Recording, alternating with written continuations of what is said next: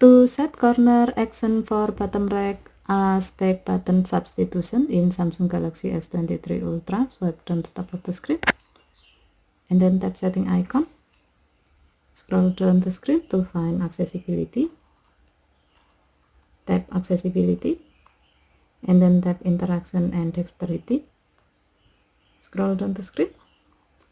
Under mouse and physical keyboard section, tap auto action after pointer stop. Under corner action section, tap bottom right.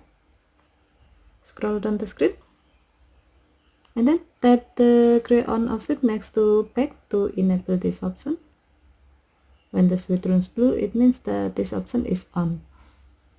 Next, connect a USB or Bluetooth mouse with your phone. Once done connecting, now you can substitute the back button function to go back to the previous screen by hovering and stopping your mouse pointer on the bottom right corner of the screen.